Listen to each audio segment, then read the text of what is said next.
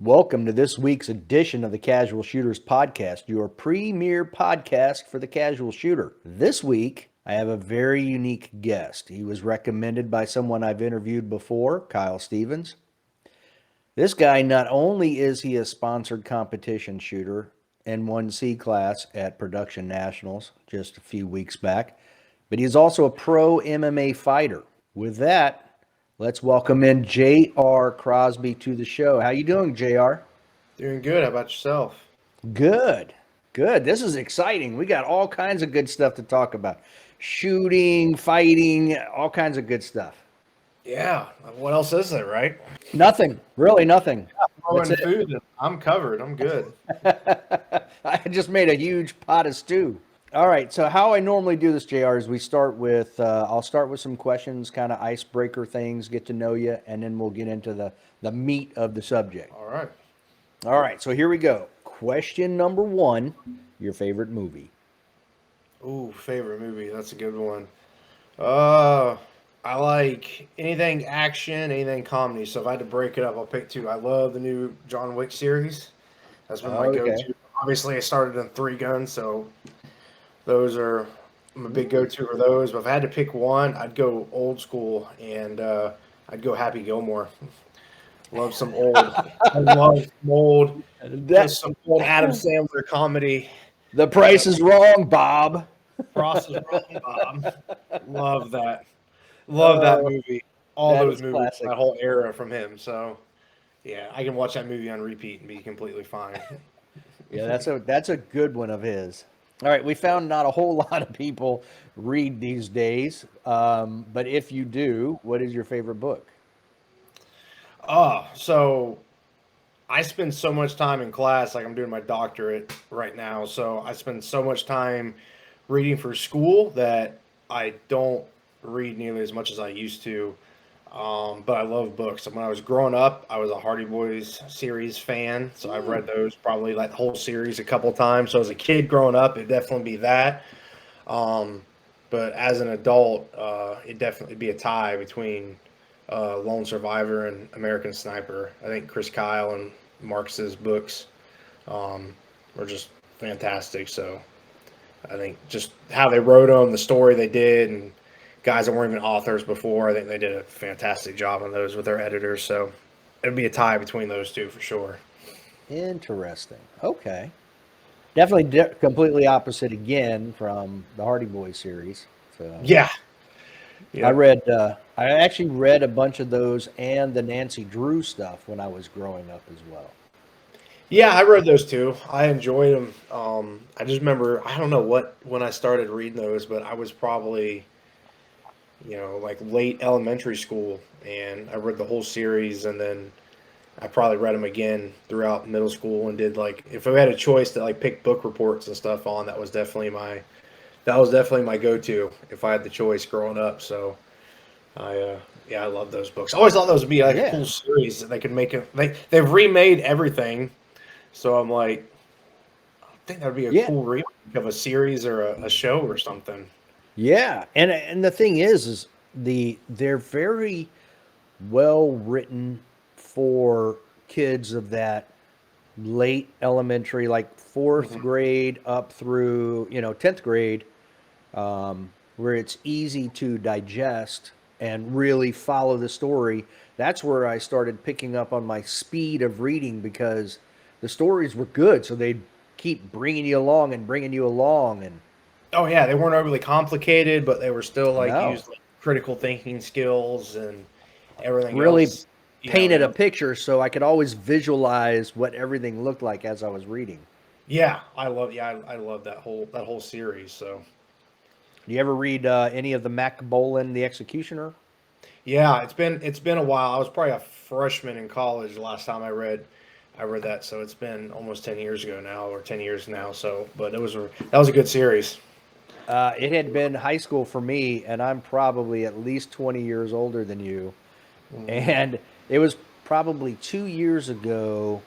I was on, um, I got something from Amazon about the books. Actually, it was I subscribed to BookBub, I think is what it's Okay. called, Book Hub or BookBub. But anyway, They always send every day. They send me like specials or hey, these are free.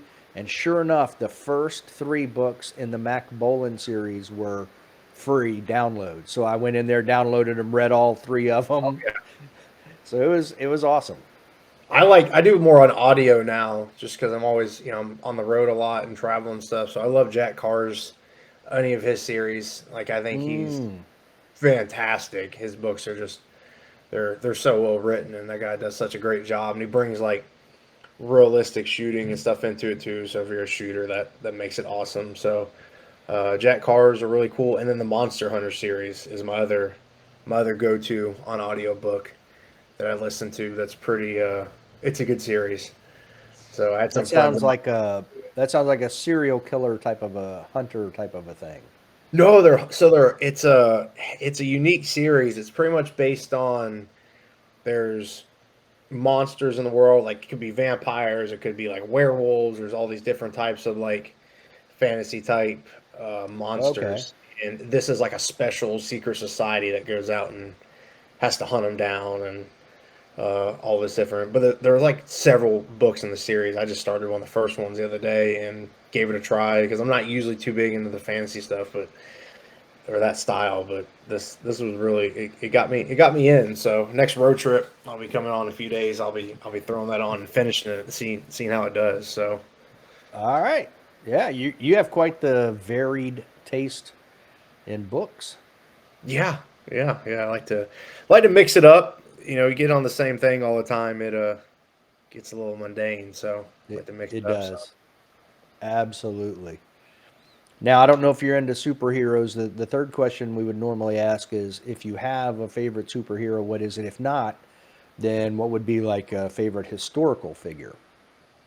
Oh, I was huge on the Batmans growing up, and I still watch all the new Batmans and stuff. So, if I had to pick one, it would be Batman, hands down.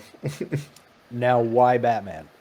Because I liked him. 'Cause he was a regular, even though he had all the crazy tech and all the crazy stuff. He was like a normal guy that Of course, he's got the cape and the suit and all the crazy cool gadgets, but it wasn't like a reg. It was a superpower. It was just a reg. He was a regular person. So that's what I always liked about him best. I think growing up, or what drew me to him, and then I always watched that growing up. Plus, they had all the martial arts and a lot more of that stuff in those movies growing up and fight scenes, which was obviously they drew me in. So That seems to be the overall theme of everybody that picks Batman is the fact that he's just a normal person, no right. superpowers, but through everything he does, he's able to do what he does. hmm All right. Your favorite gun and caliber, but they don't have to be linked together. Like your favorite gun could be an MP5 Okay. or and your favorite caliber could be 12 gauge. You know what I mean?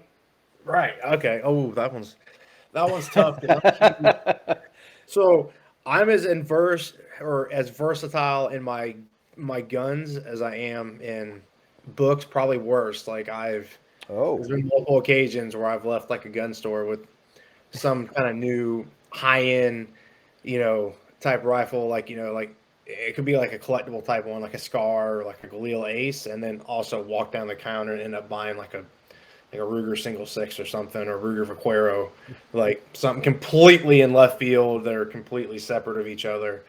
Um, but so so that would be tough. Favorite gun though, I still like shooting my ARs. Like I've used one for years, working, shooting competition, all that kind of good stuff. So if I had to pick one gun, I'd just pick some kind of AR platform. And I still hunt. I hunt with my ARs all over the place. I was just bear hunting in Georgia the other day, and I had one of my 308s, and I'm getting ready to go on a hunt, an aoudad hunt in Texas. I'm taking one of my 6.5 gas guns because it's light and handy and stuff. So I like the AR platform, but my favorite caliber, if I had to pick one, I would probably go with 10 millimeter. Believe it or not, I shot one growing up, and I grew up on a ranch in South Florida, and we were always all we did was hunt and gators and hogs, and my dad actually had a license where he trapped gators and he'd hogs, so we were always out and about, and that 10 millimeter, man, the thing's awesome. You could do anything from carry it for personal protection, for two-legged threats, or you could take it hunting. And I wouldn't want to have to take down a bear with it, but they got good ammo out there where there's been documents where people have, and it's been successful. So that's such a cool caliber, and it's had like a rebirth over the years, recent years. So that would be my favorite caliber if I had to pick one, probably that I've used the most. Yeah, I would say that's one of those calibers that tends to peak, and then you don't hear much about it, and then it peaks again. It not that it goes away, but that it doesn't go away. Yeah, it just kind of hangs around. Yeah. I got a bunch of different guns in it, and I love shooting that thing. I've hunted with it and shot a bunch of different game and stuff with it. And anytime I go hunting, if I go to the mountains, if I go out west, and a lot of times, if you fly, it's a pain to fly multiple handguns. So I can just fly one of my 10 mils, and it pretty much is going to be as versatile as a handgun, I think, as you can carry. So. Okay. Now, what gun do you have that's in 10 millimeter? So I got a Glock 20 is my original one that I got back before I was even old enough to buy guns. My dad got for me. I always loved it because it's 15+1, and it's a Glock, so you can use it for a hammer, you can use it for whatever you want, and it's just going to keep going. So I've probably used mine for hammer and fence posts, dropped it in duck boats and underwater. I know for a fact I've dropped it in the water on several occasions. So like completely submerged. So I've got a Glock 20 10 mil. That's kind of like my old workhorse. Got a really nice Wilson Combat 1911 with carry comp and stuff on it that I like carrying now and shooting. So because I'm kind of more into the 2011 1911-esque hammer guns now. I shoot a lot of limited and everything. So but I also just ordered a KKM barrel and stuff to take one of my limited guns and drop a new recoil spring and stuff and convert it over to like a 2011 10 mil. So that's my new 10 millimeter project. Wow. I'm excited about. Cool. So. You said hammer it. I gotta go back and tell a quick story. So I'm a rifle guy, and I was at Quantico as an instructor, and the old Marine Corps Unerdal scope that they used to have on the M40s, they're sniper rifles. The way John Unerdal in there, yeah. Yeah, so the way John Unerdal won that contract was that scope had a steel body to it. And he literally pounded a nail into a desk. And the scope never lost zero. So they were like, okay, that's Marine proof. We'll take that. That's Marine proof. They can do it. And then Carlos Yep. Ascock and all those great Vietnam era snipers were still using them on nothing more than freaking accurized hunting rifles and making crazy shots with them for years and years, making us look bad nowadays. Right. How good those guys were in the shots that they were able to pull off. Yeah, absolutely. Now, so the fifth question I usually ask is something a little bit more personal. Those are the general questions we ask everybody. But you touched on a little bit earlier that you're a PhD student, but you're also a karate black belt, a Brazilian jiu-jitsu brown belt, and I know you're currently training. You hunt, you fish. What are you getting your PhD in, and how in the world do you find time to sleep? I'll plug this charger in really fast because this might take a second. So let me get that really quick. So I'm gonna restate the question. So in addition to being a karate black belt, BJJ brown belt, active practitioner in those, hunter and fisherman, you're also a PhD student. I don't know where you find time to sleep, but what are you getting your PhD in? So I'm doing my doctorate of criminal justice and criminology. So I started out, I did my bachelor's in criminal justice, actually at St. Leo University. Came out I graduated in 2011 and started fighting pro and had some football and baseball offers and decided that MMA was going to be my main focus. And I'd already been in jiu-jitsu and everything for a long time. I already had some amateur fights, so I knew I wanted to pursue MMA. And I'm like, hey, I just I'll go be a cop, at the same time. So I'll go get a bachelor's degree and start. I'll work at the sheriff's office and give me time to fight pro and stay home, stay with my coaches. So started did that to my bachelor's, to my master's in business, and was like, all right, I'm done with school. I'm done. I got my master's. I'm all set. And then a friend of mine kept pushing me, and some of the advisors of St. Leo were telling me about the program, and had a lot of had a really good reputation. So 2020, I started that, and so I got about a couple years down and about a year and a half to go. Pretty much about to start the dissertation topic, so that'll be my big hurdle in that world. So do you plan on making a career out of it, or? Yeah, I'm doing my dissertation on law enforcement training, and I just did an article. I talked to you that for USPSA kind of about how competition shooting plays in the law enforcement world, and which is kind of a small part of my dissertation. But yeah, I'd like to use it later on down the road, either in working at a university in like a professor type status, or use it at like one of the big federal, like FLETC or one of those, and use it for kind of coming up with my own training courses and stuff for, whether it be local, state, or the federal side. Okay. Now, why sheriff's office versus police department? Where I'm at in South Florida, it's kind of, live out in a rural area, so we don't have any PDs even close to us. So when I came out, I was 20, and I just went to the local sheriff's office where my dad used to work, and I was like, "Hey, I want to work here. What do I need to do? What do I need to do?" So, and everybody, yep, they knew me and needed bodies. So I got started there. How are you guys getting hit by the shortage down there with Leo's? It's pretty short. Not as bad as some like of the bigger metropolitan areas, where they just have lost like half their staff. But every agency down here is short. They're always understaffed. They're always short. There's some down here that are as much as 30-something% short on what their numbers they would like to be for, on the law enforcement side. The jails are probably even worse on the corrections side. So yeah, we're pretty much anywhere you go, they're really short, and it's only gotten worse, like especially probably over the last 4 or 5 years. So for all the obvious reasons, really bad the last 2 to 3.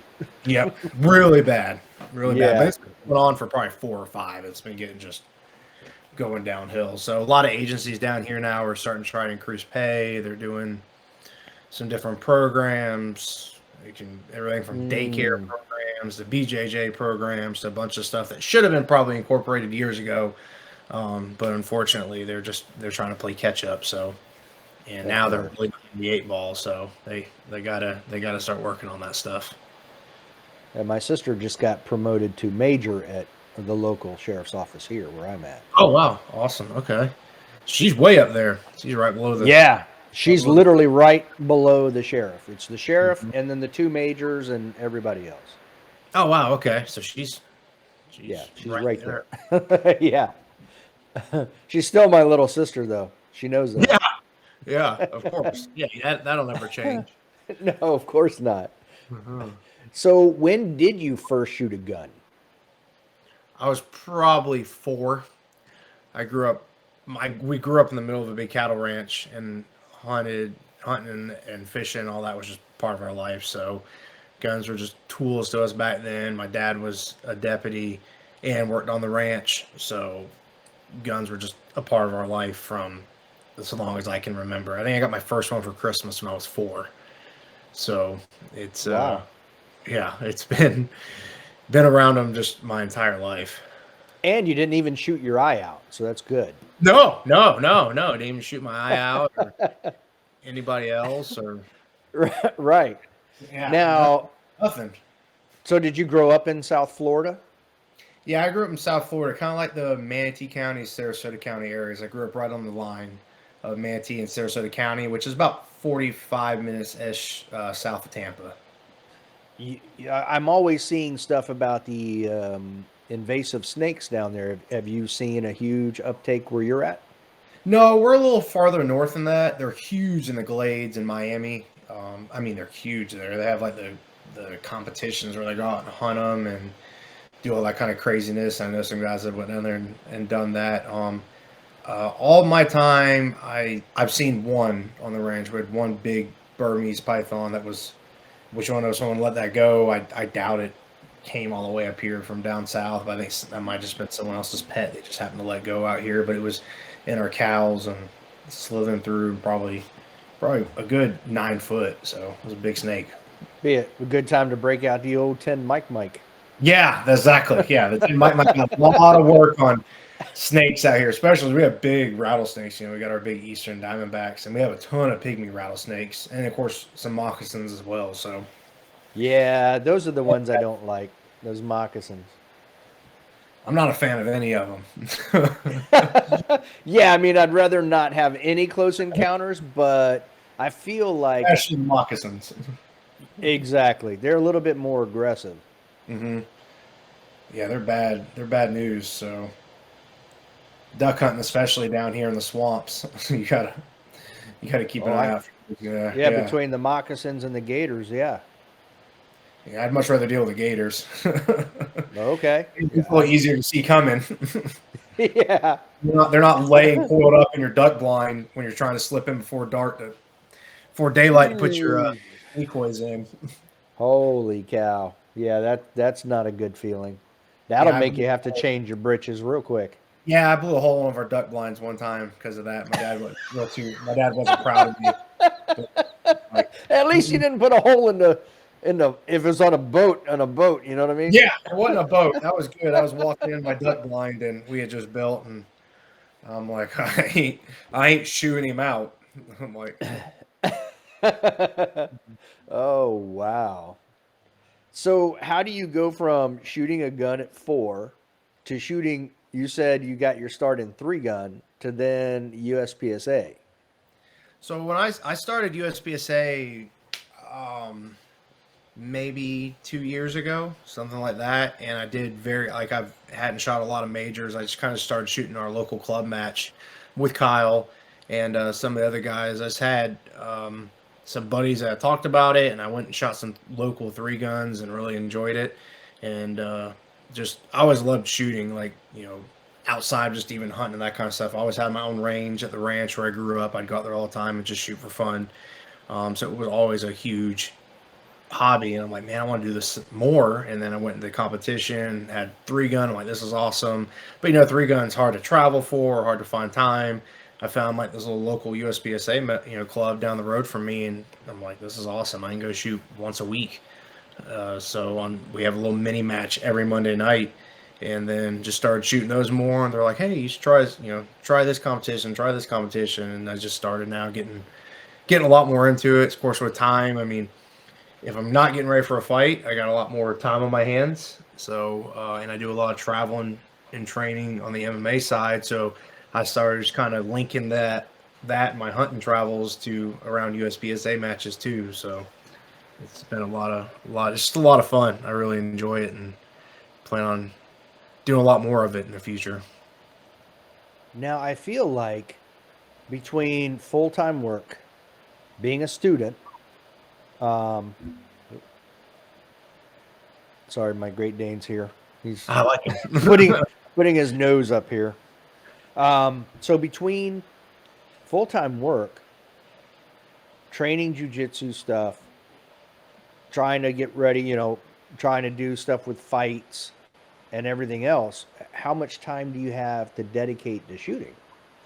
Luckily, I got a lot more now just because work has kind of transferred more into an advisory and consulting type role. And I'm in kind of a new element there, so I'm not even really full time. I kind of took a step towards, I just turned 30, so I knew, there's a shelf life in MMA. So I've been doing it for a Mm-hmm. really long time. I've been in and out in school, but I'm at that point now where it's like, it's not when you're going to get hurt, or if you're going to get hurt, it's when and how bad. And, you don't know how long your longevity is there. So I'm at the point now to where I kind of had to make a choice of, are you going to walk away? Because if you're taking this next step up in this world, it's pretty much got to be more of a full-time job. So that's pretty much now what is my full-time gig.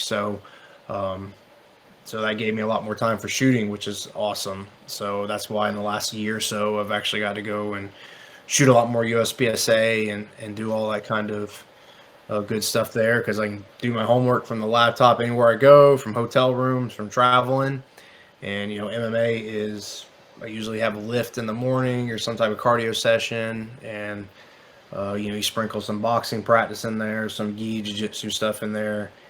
Because we'll get to it in a minute, but my coaches made me go all the way back to a white belt, because I had been given a black before. I had to go all the way back to a white belt when I knew coaches. So Oh, that was an Lord. experience. So throwing a lot of more gi, jiu-jitsu in there, mixing some judo in, mixing some wrestling in, and then of course my main MMA practice. So um, as crazy as it sounds, it's not an 8-hour day. It's close to it. So I had all these times in between, and can kind of make my own schedule with training and stuff like that. So I started blending shooting in more and more, and now it's a main component. Plus, I'm really fortunate because I live on 8 acres and I have my own gun range that's Mm. in my backyard. So now I've got a chance to go practice. I mean, if I got half an hour, I can literally go a couple hundred yards down, and I'm on my range where I've got a bunch of steel and pretty much a full range where you could set up a pretty decent sized USPSA size stage. So Nice. Yeah, I believe they call that cheating. I think so. I think so. I But think like so. they say, if you're not cheating, you're not trying. So it's Right, all I'm not good. shooting, I'm trying. And I'm lucky is Yeah. I got a lot of really good shooters around me that come out and shoot with me and stuff. So his last like year, like I made a lot of big improvements and stuff being around. Like sometimes our match we have 4 GMs there, and I mean we got Kyle, we got a buddy of mine Les, Pepperoni, who's got IDPA national championships. He's a USPSA GM for years. Another friend of Wow. ours, Matt Olenchek's a GM in like 4 different divisions. He's there. Got our buddy Ian, who's right down the road, McPherson, who comes in. He's an open GM. So you can't, if you just go there and listen and spend some time around these guys, you're going to get a lot better. Pick So some things up. Yeah. yeah, that's what's been happening over the last year or so. Okay. Well, that makes a lot of sense. But it also makes sense now, too, that when I was asking about the PhD and what you wanted to do with it, it's because of knowing that you're a fighter. And I actually had a question I was going to ask you about that. And you've kind of, I guess, in a way, answered it. And we'll get there. But I see now where you're looking after the fight life, hmm then you would have that to fall back on. So I'm tracking. Yeah, that's always been a big theme of mine.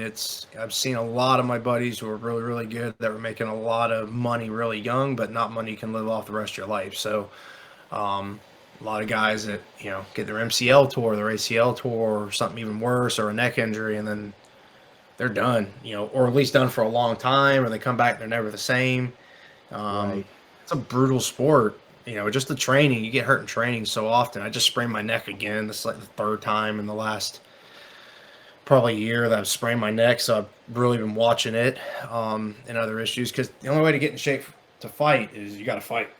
So, I mean, you can Right. run, you can do all that. All those are supplemental to it, though. If you're not in there and you're not doing hard rounds and you're not bringing like our Shark Tank, like if people that send them on my Instagram all the time, they're like, "Why is these guys coming in fresh?" And I'm like, it's called Shark Tank. It's pretty common. You're gonna get 3, 4, 5 guys, and every time they're gonna put you in a bad position. If you get out of it, and here comes another one. You're doing that for a couple times a week on top of all your other regular, maybe sparring and grappling and all that kind of good stuff. And as dangerous as jiu-jitsu can be, you can do it if you have good training partners. You can relatively be safe about it. I mean, there's always a risk of injury, but if you got good training Sure. partners, it's relatively safe. There's not a super duper high risk of injury until you get into like competition and stuff like that, or there's money on the line. That's a little different story. But I mean, we talk about MMA and you got 4-ounce gloves, whether you got headgear on, which I'm trained by Brazilians, so we don't wear headgear, we don't wear any of that. We wear 4-ounce gloves for sparring. So, we have shin pads, some knee pads, some elbow pads, and it's go. And it's like that all the time. So, the injuries just alone and training alone are there. So, you got to be smart about it and pick your time and go after it, because you just never know when you're gonna be done. Yeah, for sure. And you're right. I mean, there's a short shelf life for. There are a few that have fought, later into their years, Anderson Silva, that type of thing. But Mm-hmm. that's even him. I mean, he peaked, and then you might hang around and do well, but you're not still at that very Right. highest level. So Yeah. Even guys like Glover, who good guy, great guy. I mean, he didn't walk into the UFC till he was 33, 34, something like that. So I mean, he's 42 now and was just a champ, and he's still an amazing fighter. He's 33, 34, and he walked in the UFC. You look at my good buddy Jacare Souza, who we're fortunate enough to learn so much of and get to train with him a lot. Um, he's 40, 41 now, or 42. Same thing. He came to MMA later on, even though he's really well known. He was a Strikeforce champ, and all of his great battles. He's defeated 4 or 5 former UFC champs at middleweight alone. So, I mean, he's the man. He's one of the best, if not best, overall grappler that's ever lived. He's a 80cc no gi champ, and he's a IBJJF gi champ. And there's not a lot of guys that are that good in both to be world champs in those. And he's done it multiple times. He was a jiu-jitsu guy before, and then kind of came in late. And they say the same thing. It's a window. It's a window. So yeah, it's gonna catch up to you eventually. absolutely. Yeah, when I remember when Jacare first came in, and I didn't like watching his fights because I was like, if he gets a hold of you, it's over. Yeah, you're done. So it's like, yeah. So it's like, I know the end as soon as I see him grab a hold of somebody.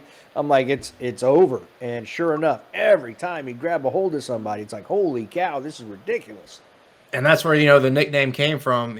Jacare in Portuguese is obviously Gator, and when he grabs you, Right. it's like Gator grabbing you, ain't getting loose. And he is so strong in this day. I mean, he was up here with us a week or two ago, and man, when he grabs a hold of something and your arm and your grip, you're just like, it feels like a bear is grabbing you. It doesn't even feel like a human being. And I've had some big, strong guys grab me. I mean, that guy's grabs you, and his technique is so flawless. He's so frustrating, because even if you are younger, or maybe a hair faster, got a leg up in the athleticism arena of him, he's just so technically good. It's like just playing chess with the ultimate grandmaster. He just knows what you're going to do before you know what you're going to do. So, even high level black belts, he does that too. He just is like, makes you feel like a kid sometimes. So, yeah, his jiu-jitsu is nothing short of amazing. Yeah, and I've only seen him from far, but yeah, there is no doubt that he is one of the greatest grapplers that's been in MMA for sure. Yeah, hands down. And don't underestimate that guy. Has some power in those hands. He front kicked me one time, and I was pretty sure I felt my spine. Like, I'm like, did my lower back crack? Like, he just straight front kicked me in a sparring session, and I'm like, I think my back cracked. He kicked me so hard. Well, and you could see his progression in yeah. MMA as his striking got better. Then you're like, oh crap, he can jack you up on the feet, and if he gets you hurt, even if he may not want to knock you out, he may then just get you hurt on the feet and then take you down or knock you out, whichever it is. You saw when he knocked out Weidman that time. I mean, Chris is a super tough guy, and Yeah. he got a hell of a chin, and just a great fighter, former champion. Obviously, he knocked out Anderson Silva. He's the one that ended Anderson Silva's reign at middleweight, and then beat him a second time after Anderson broke his leg. Chris is an amazing fighter. I've always been a huge fan of his. And Jacare just put him. I mean, put him to sleep, and he just walks over, and I'm like, I remember asking him, and he was just like, yeah, he's like, and one thing that a lot of people don't know is Chris was actually bleeding out of the ear. He hit him so hard, like he ended up being Holy fine, cow. all kind of good stuff, but he had blood in his ear when the doctor checked him that Jacare hit him so hard. So, and a lot of that's from Coach Shostaki, who is a famous MMA and boxing coach out of Brazil. I've got to work with him a bunch when he's in the States.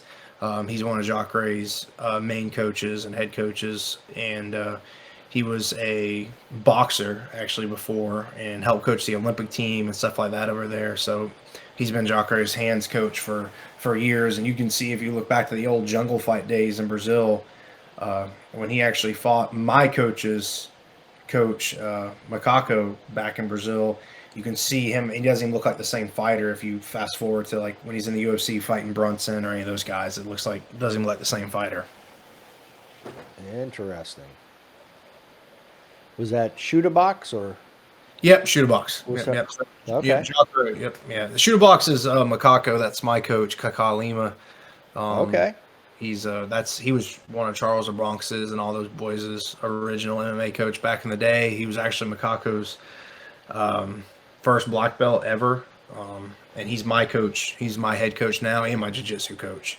So he's the one that maybe go all the way back to white belt and said, if you're going to be a Brazilian jiu-jitsu black belt under us, you're going to do it the right way. And because I was mainly a no-gi guy and that kind of stuff anyway.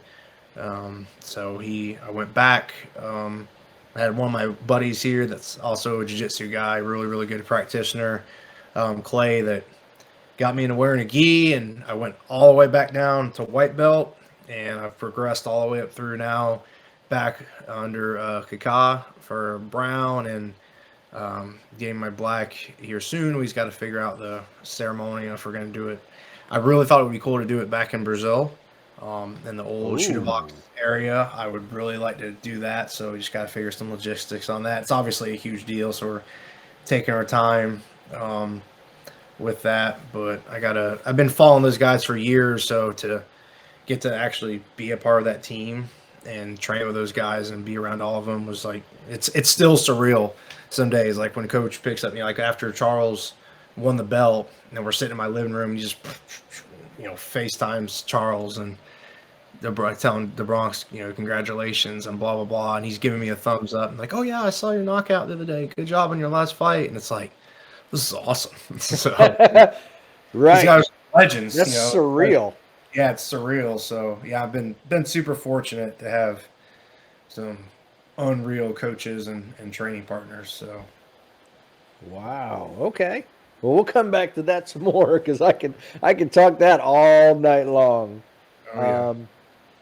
Now, you're shooting production in Mhm. USPSA, and what? Yeah, I may have asked you. I don't recall. What gun are you using in production?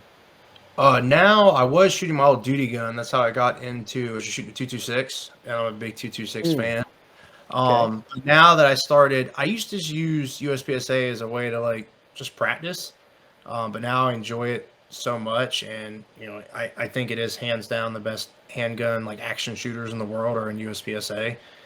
Guys like Kyle are just mind-boggling how fast they are. Then you get around like guys like JJ, you're like, this is unbelievable. So especially even coming from the tactical world, being fortunate enough to train with some of the super high-end guys, it's just a different level. It's like I tell people, like, same thing with MMA. It's like, law enforcement, military, like operators kind of have to be really, really good at everything. Kind of like a decathlete in the Olympics, but then there's sprinters in everything that we do.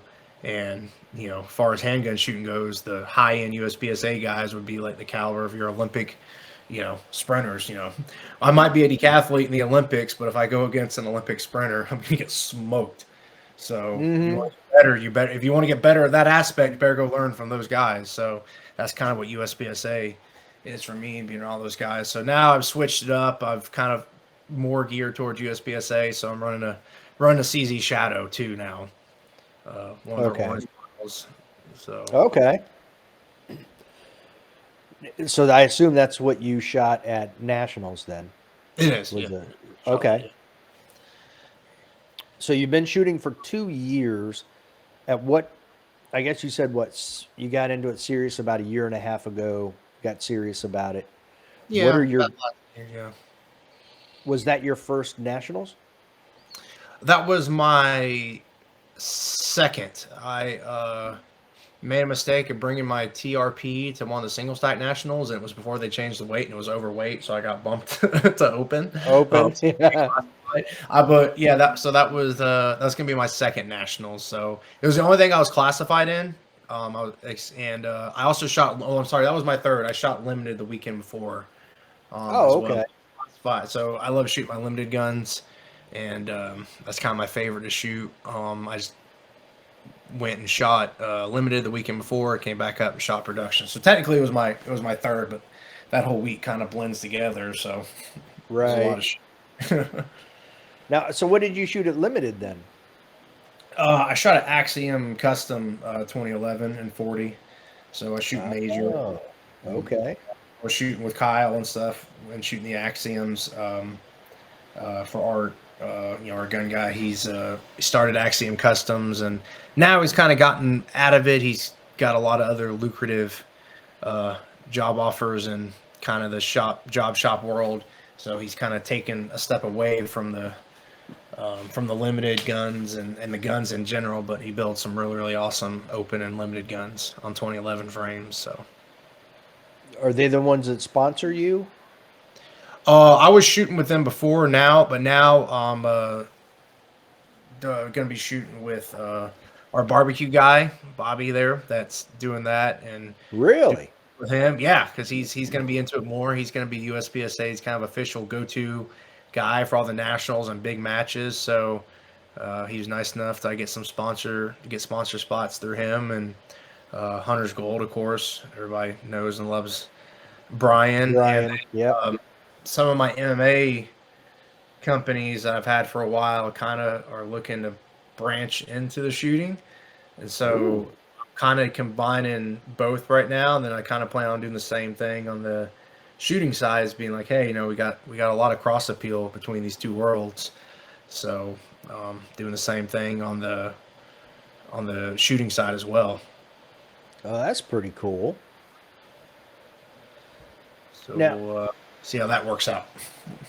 yeah, for sure. How did you enjoy nationals? I had a great time. I always love going out and shooting. I mean, no one's shooting at me, so I know I'm going to have a good time, even if I screw up or the gun screws up. I had some issues at limited and some ammo that I messed up on that definitely took me out of the runnings for any of the limited stuff that I was kind of counting on. 'Cause that's kind of like my main go-to now, is I really like shooting limited. So that I'm like, oh, well, I know that's kind of does my weekend in as far as any kind of high finishes for my class and stuff for B. But I'm like, oh, I'll still have a good time. And I mean, I'm out there shooting, so if you're having a bad time, you're probably just not thinking about it the right way. So I had a great time at both nationals. It's always cool to see people you might only see up there. Like in my short time, I've already met a lot of people and look forward to meeting them up there. And they're from all different parts of the country, and going out to dinner with them and hanging out. So, and then of course all my buddies from down here, like Kyle and all that go up. We all get to hang out and have a good time. So I had a great time at both nationals. It's like party weeks. Yeah, yeah, yeah. Can't It's beat just that. can't beat that. So did you, at production nationals, did you expect to finish as high as you did? Yeah. I mean, I had a. I'm trying to remember how I got classified in production. I think I went to another major, and had shot it and just had a terrible day, and went to a couple other classifiers. I wanted to get bumped, but yeah. I mean, like I said, I've been shooting with a lot of really, really good guys over this last year. So, especially the last like 6 to 8 months, now that I've had time to shoot a lot more than I have. I mean, I've probably shot more rounds in the last 6 to 8 months than I had as my entire life coming up. So it's been I wanted to see, that was my goal, was to definitely win my class and see that progression, and then just keep building up from there as I go. So like I said, I'm lucky. I got sometimes 4 GMs to hang out with and shoot with on my local matches. So I just always watch and learn and ask questions and figure out ways to get better. So Well, I hope you have an ammo or bullet sponsor. Yeah, a lot of that was yeah, a lot of that was stuff from work and other stuff I had bought. But yeah, now that's definitely going to be my new go-to because I'm shooting a lot more rounds than I ever did before. It's like, oh, before it's like, oh man, 1,000 rounds. I'm like, yeah, I got a ton of ammo now. It's like I'm down to 1,000. Like I got to hurry up and get some more. Right. Like I'm only down to 1,000 rounds, so I better get online and hit someone up and get some ammo or buy some because I'm getting low. Now, do you? It sounded like you load 40. So no, so that's one thing I still have to get into is my reloading. I want to, but Kyle and some of the other guys that load, I'll either skim off of them or for nationals I shot for limited amp production I shot Supervel. So I just ordered up them and got with Kenzie, and she's got a good discount code, so I just got with Kenzie and ordered up, used her discount code and ordered up a bunch of Supervel, and it's been running awesome. So do not have time worked in for reloading yet, maybe in the future, but I'm going to be sticking with factory for a while because I don't think I got the time to mix in the reloading. That would cut into a lot of the shooting time I have. So I think I'll stick with the factory for now, or skimming off of the guys who really know what they're doing. Yeah, I mean, unless you've got like a $1,500 system that's automated, it's takes some time. Right. Exactly. Yeah. So So, what are your goals in shooting?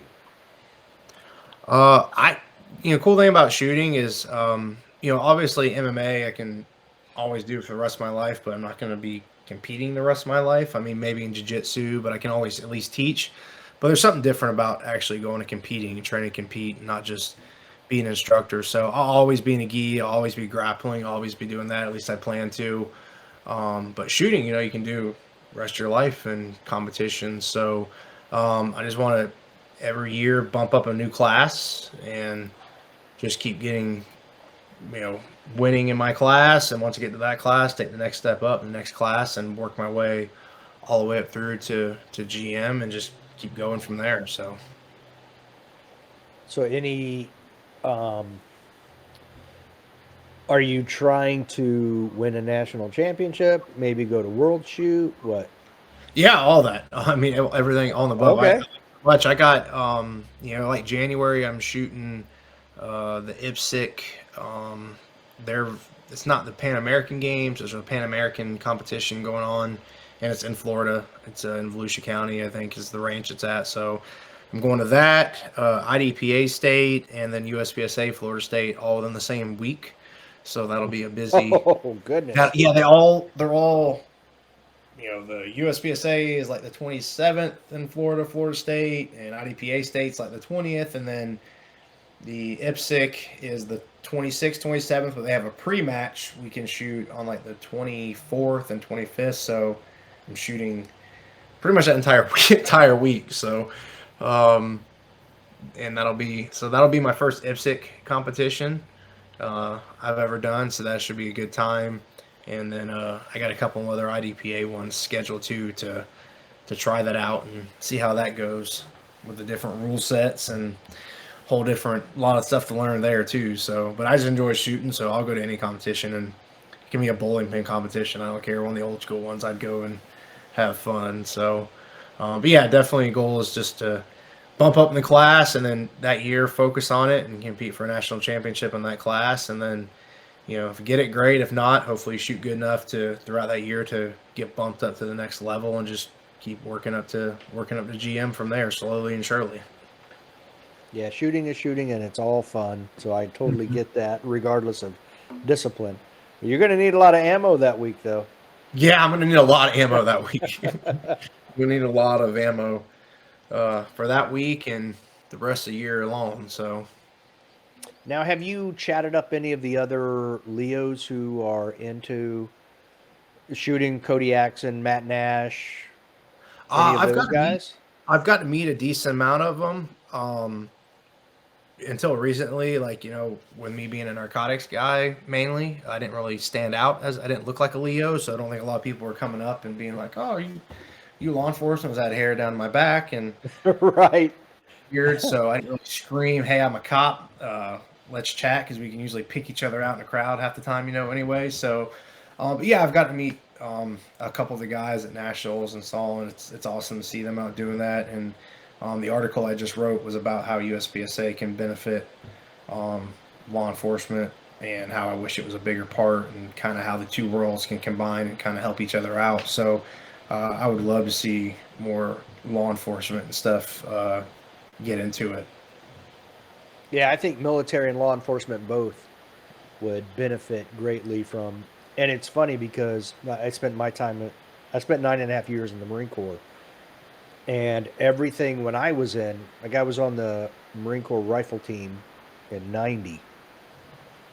Everything, pistol and rifle, was all NRA bullseye shooting, and now I see that they're doing a lot more action shooting stuff, which I think also translates into what their real job is, Right.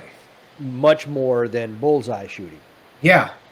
Yeah, and yeah, I think it's the same way for law enforcement. Like, we always Mm-hmm. stand stagnant. We shoot it, 3 feet, 3 yards, 7 yards, 15 yards, do a couple reloads, shoot around maybe a post or something, and we're done. You know how that is. That's not the way it happens in real life. So, um, No.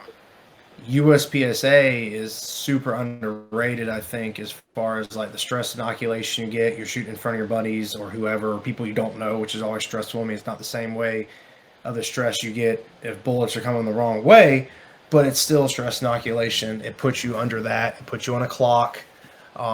You're shooting on the move. You're solving problems because no one holds still ever, and you're trying Right. to for around stuff. You're trying to look in between, and you're sometimes you're doing math with stage plans and having to remember all this while under stress. I think it's just fantastic training. I mean, other than in the real world, you're probably realistically going to have to break the 180, and Right. Of course. you may not run by a target in the wide open. You may not stand in the middle. You may do some pieing and other stuff. But other than a few of those aspects, I mean, almost every aspect is applicable, and it would make you better. Um, a lot of the tactical guys are like, hey, I don't go shoot that. It's gonna give me bad habits. Well, it's probably the issues with your tactics. It's not the fact that you're out shooting competition. Because if you want to shoot it you want to shoot it in tactical style, then go do it. There's no rule that says in USPSA you got to shoot a stage in a certain way.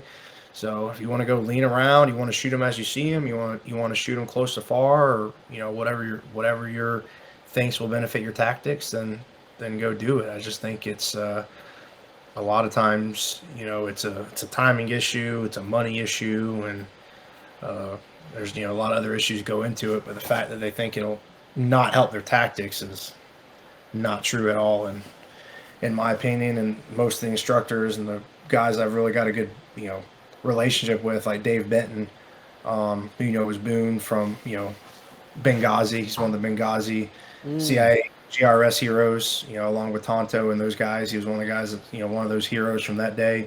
I've been fortunate enough to have him as one of my instructors. And, obviously this guy is on the mecca of tactical training. He was a, Marine Force Recon, I believe, Marine for a long time, and then comes out and he's a GRS, guy, CIA contractor, been all over the world, done tours all over the world, everything from protection to an assaulter to all these different. He's just a guru of tactics. I mean, there's no other way to put him.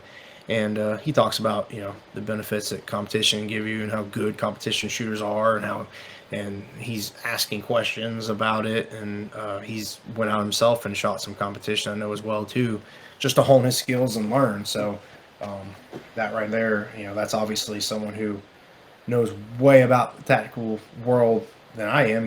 That's why he's my instructor. So I like, even from the tactical side, listen to someone like him talk about it, and he'll tell you the benefits of competition. So that's all I need to hear.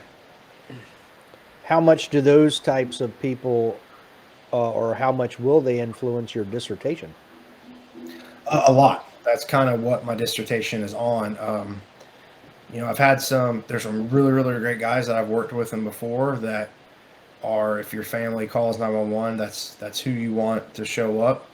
They're great guys, and there's others that are been there for a long time or in instructor positions or in leadership roles that I would not want to be the ones that answer a call for 911, and it's really, really inconsistent. And so that's kind of what my dissertation is tackling, is how can we in training improve upon those issues, because forget the media, because the media doesn't cover anything good for us ever, pretty much ever. I mean, all you see is like Uvalde and stuff like that. I mean, that's a terrible example, but that's an example of bad tactics and bad training and numerous other issues that we can go on to all day about that. Right.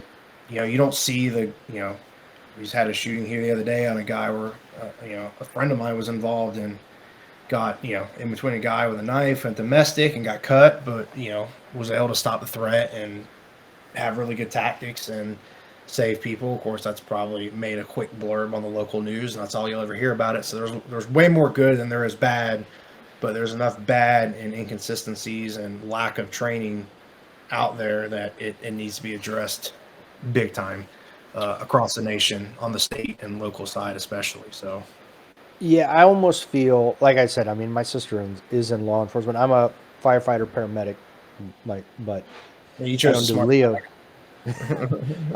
Yeah, sometimes I wonder, but there's, unfortunately, the only thing that does make the TV is like the Uvalde videos, which are absolutely horrific. But I also feel like it's no different than me being a paramedic. I've seen plenty of poor paramedics, and it's really based on the individual and if they, how much time they take to make themselves better. Like your friend probably isn't one of those run-of-the-mill guys who didn't do anything to make himself better. He wanted to be more prepared for those types of situations like yourself. So I imagine that's how it works in the law enforcement field.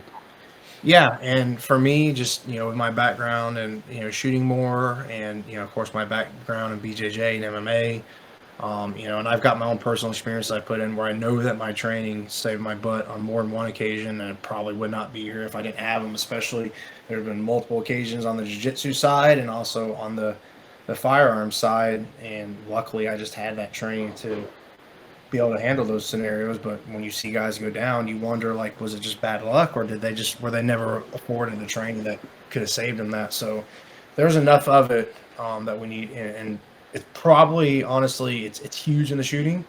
It's probably even bigger in the jiu-jitsu and defensive tactics world, because obviously a lot of guys go through their whole career and never fire around in actual any kind of combat scenarios, but everybody is hands-on a lot of times. Yeah. So going hands-on is what we do. I mean, we're called there because there's a problem, it needs to be fixed, and that's what we're there for. And the lack of training on the jiu-jitsu and MMA and just the whole defensive tactics, martial arts side of the house, whatever you want to call it, is extremely low, and it's just extremely poor. It's just unacceptable. Like, in Florida, you can become a defensive tactics instructor with 80 hours of school, a 40-hour school on defensive tactics, and a 40 hours instructor school. There's nobody out there that is efficient in 80 hours of training. It's just not going to happen. And these are the ones that are teaching. So you get a bad habit developed and an idea that's really not a good idea, and then it just gets passed down and passed down and passed down because nobody's addressed it. You shouldn't be an instructor after you've been training. Like, there's a lot of people that become instructors and they haven't been training more than 80 hours, and the 80 hours they receive aren't really that efficient. So it's just, and so my dissertation is definitely gonna be a little hard on some of that stuff. But I got plenty of interviews and other people outside myself, and a lot of guys who talk about their lack of confidence, and it's not their fault. They signed up, they want to do good and they want to be better, and they don't know the difference. But You know, we put them through a 6-month academy with 2 weeks of DT, 2 weeks of shooting, 2 weeks of driving, and a few months of legal, and give them a badge and gun and say, here, go save the world, go fight crime.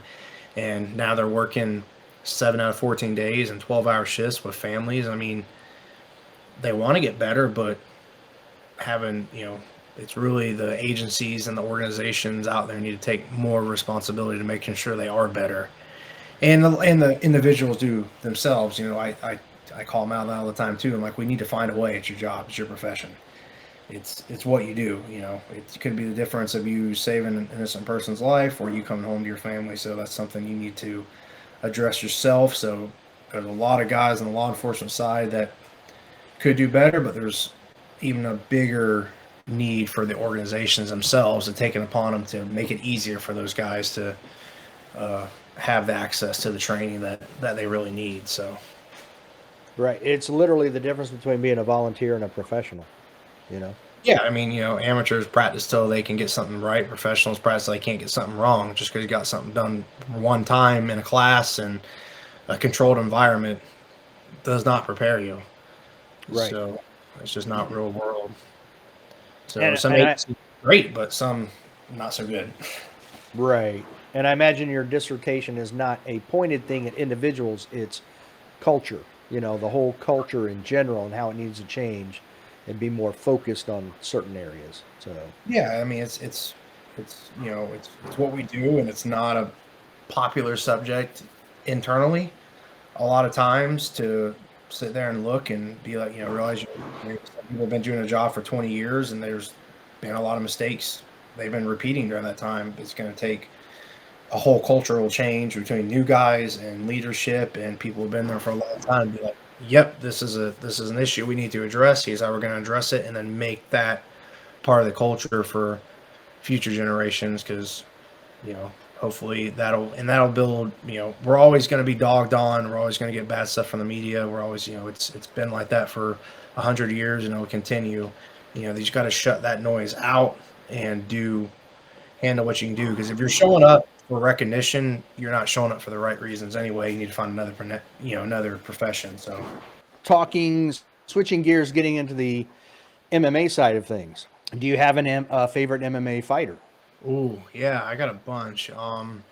Obviously now it's definitely Jacare, just because I've got to train around him so much and see how hard he works, and you know him on a personal level. And he's also taken a lot of extra time when I was brand new training with him that he didn't need to help me with certain things. And you know, maybe if he catches me in a submission or something, he would always come back later and be like, "Hey, Aquaman," which is pretty much what they all call me because none of them could speak English when I first started training there. And of course, I'm a narcotics guy, so my hair is down the middle of my back, my beard's long, I'm all tatted up.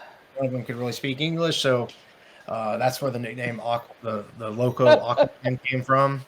So they like to say it's. I've heard people say like, oh, it's because you have, you know, your cardio is one of your strengths and you drag people to deep water. I'm like, that sounds awesome. I wish that was the reason why I actually had that nickname. It's actually not, because none of my coaches or training partners could hardly speak English and they just called me that. So, yeah, that's how that nickname came about. That's hilarious. Cardio story, because it sounds cooler, but that's actually not where it comes from. But yeah, you know, he'd always take time to come back and be like, "Hey, this is where I caught you. Or when you were passing my guard and you passed it, this was a great move. But here's the next step to get you to that next level, to where you can pull off that submission or that armbar you went for. You were so close on, but here's move an inch this way and this." I mean, these guys, you know, my coach yells all the time, details, details, details. The detail of how good these guys are is incredible, and that's why they're, you know, the best in the world at what they do, because their details are just that much better. So outside of Jacare, it's got to be Charles. I just Ooh. the fact that Charles came from the favelas there in, you know, Brazil, which is essentially the super low income houses where they live with tin roofs and dirt floors, and he, you know, loves to ride horses and go to rodeos and grew up kind of like I did. But just happened to, you know, come up and, you know, just went into the UFC at 19, really young, trying to make money. and obviously he was kind of even. I think he was like, what was he, 5-5 or 6-6 or something when he first started in the UFC. So he won some fights and he'd lose some, and he was this big hype, and then it just kind of went away. He was kind of forgotten about, but he just kept grinding, and he always had amazing jiu-jitsu. And then his Muay Thai started improving, and his jiu-jitsu obviously just kept getting better, even though it was already world class. And then all of a sudden he comes out of nowhere, and I mean, before he just lost to, for the fight in Abu Dhabi there, he had beat, what was it, 4 of the top 5 pound per pound, or, ranked lightweights in the world. I mean, talking about, amazing fighters like Poirier and, Yeah. Chandler and all these guys, Gagey. in a row, who are in the Yeah. prime of their careers as well. And he's just so tough, like all his fights, he gets knocked down and stunned, and they're like, oh, he's done. And all of a sudden he just comes out of nowhere and hits him with submission, or knocks him down and finishes him. So he's just such a complete fighter. He's got no holes. So definitely Charles would be my active pick for sure. Okay. Now, so what are your thoughts on Makachev? He's a beast.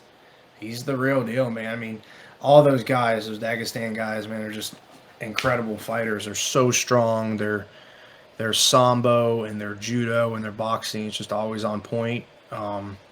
And then, of course, he's coached by Khabib, who has taken right in his father's footsteps and has just this amazing eye for fighters and what they need and how to pick people apart and how to beat them. And I'm a shoot a box guy myself, but you got to give credit where credit's due. He said what he thought, how they could beat Charles, and he did exactly that. He was going to hurt him with some big punches on his feet, and they were going to go to the ground, and he had good enough grappling to be able to finish him while he was hurt. That was the key thing. He kept saying, people are like, oh, he can out grapple Charles. He never actually said that. He just said that he knew he could finish him on the ground. So, and he did. And you got to give him credit. I mean, those guys are legit, and they're hungry. So he's going to be a threat to run that division for a very long time. I would love to see Charles come back and get another shot at him. And I would not be surprised at all if Charles could beat him, and that becomes this new awesome trilogy. But right, boy, outside of Charles in that division, that's a tall order to beat him. It really is. I totally agree. Yeah, and just to go back to what you were saying and what we were talking about, he beat Gagey by submission, Poirier by submission, Chandler by TKO. He decisioned Ferguson, but he submitted Kevin Lee, knocked out Jared Gordon. Nick Lentz got knocked out. I mean, it's name after name. Yeah, 10 or 11 in a row, wins. Yeah. At the top of the division. So, yep. And they were decisive. Even the Tony fight, he won like every round. I don't think he lost a round in that fight on the judges' scorecards. He may have lost one of the rounds or something, but I'm pretty sure that was a 40, 49, 46 type of fight. So, and Tony's one of the toughest dudes and best lightweights to ever live. I know he's only ever had the interim title and blah, blah, blah, but Tony is a monster of a fighter. Yeah, no, amazing. Tony didn't win a round. It was 30-26 across the board. Yep, there you go. So he had a dominating fight. Round there. Yeah, you had a 10-8 round in there. So, yep. Charles is just he's incredible. So he's definitely my pick, my current favorite. And I'll be curious to see when he comes back. I know there's rumors that he's gonna be fighting again in Brazil in February. There's a lot of guys on that card, so it would be a very quick turnaround. So I don't think it's been set, but that's been kind of one of the things that's been floating around. And of course, Islam's going to fight Alexander next, for the 155 title. So he's got that on his plate, but I think that's set for February in Australia. So it is, yeah.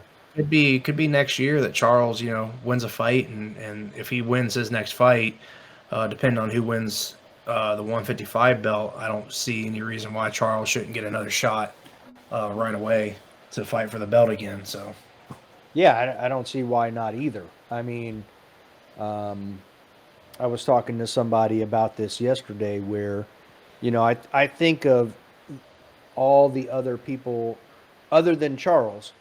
I was like, the only one I see who I think has a technique that could be Makachev would be Gagey just because his leg kicks and power. I mean, Mhm. even Khabib said that, he's nobody hit him harder than Gagey did. Yeah, I mean So styles make matchups, right? I mean, they there's do. guys and you look at Islam and you're like, you look at like Dustin, his jiu-jitsu is incredible, and you're like, yeah, I don't see him submitting Islam though, and you're like, on their feet, Mm-mm. pretty, what's going to happen? You look at Chandler being a great wrestler, he's not going to out grapple him either, and I don't see him, landing. Now, if Tony had been in his prime and hadn't been on, the downhill, he's older, obviously. If Tony had been in his prime, Right. that would have been a matchup and a half. Because I think Tony could have beat anybody at any time that's ever fought at lightweight when he was in his prime. I mean, he may not be the best, ever, but he's up there as one of the most dominant guys ever in that division. So, um, but Gaethje hits like a truck, man. That guy strikes, and if you kind of look at the way Islam fights, and also Gaethje can wrestle, so he would have to take him down. I don't think he wants to stand and bang with him for 5 rounds because you could get just like you just saw with Adesanya, 4 rounds of him taking it to him, and then just Gaethje, just like Alex, all he's got to do is catch you once. He Right. catches you once, he can knock out Well, anybody in the planet in that weight class. So yeah, and the big thing I was saying too about Gagey is he's got nasty leg kicks. mhm. So if there's a guy that could, somewhat neutralize wrestling, it would be someone who's got those nasty leg kicks and hits hard. But Yeah, I mean, he doesn't have the grappling to come anywhere near him. So, it just but he's all a really, tough dude. So yeah. he could be one of those things where he survives 2 or 3 rounds, and you get up and he's down the scorecards 10-9 every round, but all of a sudden he's been hammering that front leg, and he's not got the same spring for the takedowns, and all of a sudden he catches you with one of his hooks, and all of a sudden it's a different fight. And then just like he caught Charles. I mean, he almost had Charles. Gaethje did. Yeah. Yeah. And Charles said it. He's like, that dude hits like a truck. So Did he he was. really? Oh yeah, he's lucky to survive that. Um, so yeah, I mean Gaethje's one of those guys. He's just a fighter, man. He's a puncher's always got a chance, and that dude's a puncher. So he's kind of, he's a puncher's always got a chance. He may not win, but that dude's always got a chance. And he's definitely one of those guys. For sure. Yeah. Uh, Now you mentioned something. You took a fight at heavyweight to get out of a contract you were in, or to finish a contract. I'm sorry, to Mhm. complete a contract you were in, so you could get into the Contender Series. Are we talking about Dana White's Contender? Yeah, that's been the next goal. So I've got really good management and with my coaches, and he's got obviously really great connections and stuff. So and the UFC needs big guys. So there's not a lot of heavyweights, and there's even less 205ers out there. So that is definitely our goal. My last fight I took, we jumped in. I ended up breaking my hand on the very first punch. So that, and the guy was a huge, big, strong guy, and I just could not keep him from taking me down once I was pretty much one-handed. And I tried, but the ended up breaking this bone here, and the bone was pretty much sticking out, and had 5 screws and a plate put in, Wow. and that has to stay there. So it was a nasty break. So, but I'm healed up from that and feeling good, and looking at fighting. I'm in shape, so I would take one. Actually, just almost took a fight just last week on 6 days' notice at 205 up in New York City. But ended up wanting to do a catch weight, and they ended up finding another guy that was actually a true 205er because we were going to have to fight at catch weight. of like a 220. So I ended up taking another fight. So we're eyeing January, February. But yeah, that's definitely the goal, is to wrap these up and get back on the winning side, and then go take a shot at that contender series and see what happens from there. Now, when you take a fight on 6 days' notice, was it because of your weight that you would have to do the catch weight? Yeah, so I was weighing in 242, roughly right around there. So making it 206 would have been a challenge, and I wasn't in camp either. So even though I'm always training, like I'm in camp, because I think it's a waste of time. People get out of shape and blah blah blah. I'm like, I'll work on specific things, maybe to where I might not doing Shark Tank twice a week. But I mean, I just did Shark Tank like Wednesday night the other night. So, or last night, excuse me, just did it. So, I like to stay in shape. I think it's a waste of time not to at least stay in pretty good shape and always be ready, because you never know when this call is going to happen. I mean, you remember that kid in the UFC last year that fought O'Malley, that came out of nowhere and took the fight on like 6 days' notice, and all of a sudden goes from this guy no one's ever heard of really outside of his region to fighting the number whatever. Sean was ranked like number 9 in the world at that time, and he was on the main card. Right. And he fought him for freaking 3 rounds, and I mean it was like a 10-8 round every round, but dude stood in there and hung tight. And I mean, it's because he was in shape. I mean, he got a huge opportunity. He got a UFC contract after that, and he's a huge fan favorite. His Instagram and everything imploded because he's just such a tough dude. And I mean, he went from fighting on the regional circuit to jumping in with a top 10 guy in the world in your weight class on a UFC main card, and did an amazing job. I mean, just took damage like I've never seen anyone take damage at a fight and hang in there. And you got to give respect to some dude like that. So you just never know when those opportunities are going to come up. And but for my thing, I was like, let's do it, And then my coaches were like, we're going to cut 30 something pounds, have to fly up there. So he's like, let's. They said they'll do 220. So as we were negotiating the contract, they actually would, because the guy had came in from Moscow, so they had spent a lot of money to bring this guy to New York City and bring this undefeated guy in from Moscow who needs a fight. And he's sitting there, and he's from Moscow, and got a really good resume behind him, so they wanted to make sure they got him a fight. So they were actually able to find another natural 205er to jump in while we were in our negotiations. But say, hey, we need someone who just wants to show up and fight. And Dana White's talking about that. There's been a lot of guys who have boosted their career just because they're ready to fight at a moment's notice. Yep. Now, so are there any plans to maybe try to keep the weight closer to 205, like maybe 225 or something like that, so that if you get a short notice fight, you could cut the weight? Yeah, I've got a dietitian right now that is sponsoring me, that I work with, and my goal is to get to about 230. I feel really comfy at 230. I don't lose too much strength. Keep my cardio and stuff. So walking around 230 would be ideal for me. And then the weight cuts really not that bad to get down to 205. But if you talk to my coaches, of course, like I think we had that side conversation. Like talk about Alex. He's like, oh, you're fine. That's 36 pounds. What is that? 15 kilos, no big deal. I mean.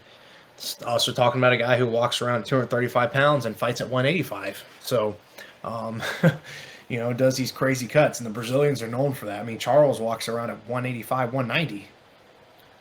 Good Lord.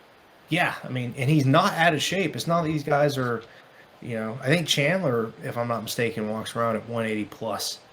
And I know Charles does. I mean, we asked him one time on the phone. They said he was 190, and it's not like he's out of shape. He's just a big dude. He's 5'10", 190. That's what he weighs, and he makes it to 155. So just like Pereira fighting Izzy, walking around at 6'4", 234, and then dropping down and making 185.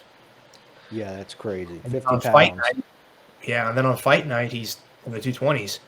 So yeah, that's looks nuts. Bigger. He is that much bigger.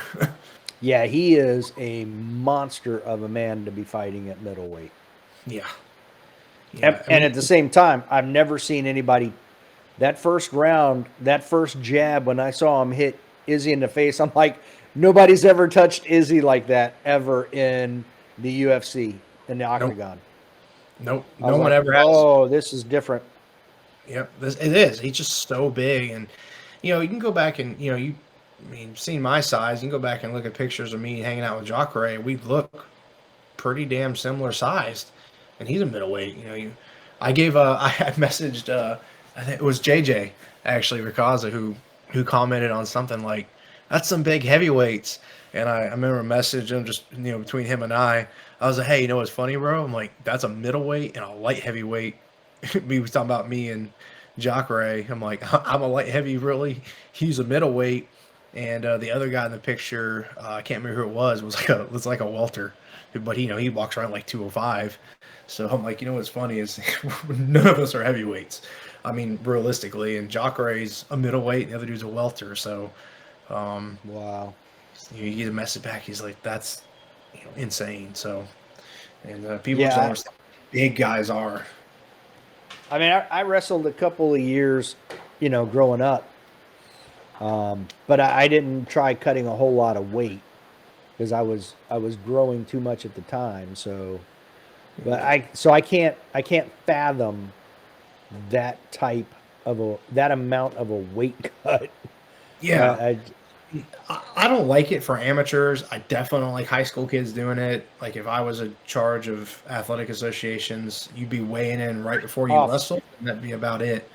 There would be off. no kids cutting weight like I did in high school. I just don't think it's good for you. But I mean, and we know it's not that good for us. It can be damaging your liver and other things and all. But I mean, the UFC, Kidneys, yeah. like organizations, like my last organization, I was cutting fight. The doctor's walking in, peeking his head and like, checking on you, making sure you're good. The doctor, he did the stoppage with, there a while back on some of the fighters where he walks in, and he's like, no, they're done. They're not going to make weight, whatever the case may be. So, you see that a lot. I mean, I don't think it should be ever in amateurs, but I mean, we're professionals. We're fighting for money and a lot of things on the line. So you just got to do what you got to do at this level. I don't like it at the amateur level, but the professionals, it is what it is. It's just a part of the game. Right. I mean, Chimaev, doctor told him to stop cutting weight. Yeah, So, yeah. That's why he couldn't fight Nate. So he's too big. yeah. He's cutting weight, and they said you got to stop. Your body's stopping, and you're gonna have issues. And they stopped it. So Yeah. and I didn't think that was going to be a very competitive fight anyway.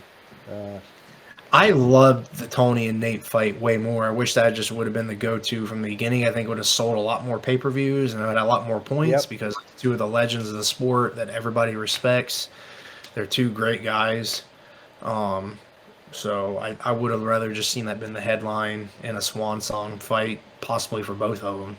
So because Yeah. that's that should be two future Hall of Famers right there stepping in the cage together. I think that's awesome. So Yeah. yeah, I would have Kind much of rather like the Diaz Jorge Masvidal fight, yeah, Same. Now you same. have Tony and Nate. Yeah, that would Yeah. much better. Yeah, much better fight to me. So, because Chiamev or however you say that dude's name, that dude's good. That dude's really, really good. Yeah, he So, is. there's a lot of people talk about him being really the first legitimate threat of being a triple champ. So Oh, possibly 170, 185, and 205. Now, if 205 is a different world because you got, we saw what happened with Izzy went to 205. That's a yeah. different. That's just a different size of human. You get guys like Blockowitz who are 245 and are cutting to 205. I mean, you got my size. He's over 240 walking around, and he's barely under the heavyweight limit. He's making 205, so that's could be a little bit of a stretch, but I mean that guy's really good. So who knows? But he's definitely a huge threat at 170 and 185. So So, yeah, for sure. So I'm gonna. I can't wait to get to this one. So I'm gonna jump ahead. There's more fighters and fights that I want to talk about, but John Jones as a heavyweight. John Jones is so good. He can fight any weight class. It doesn't matter.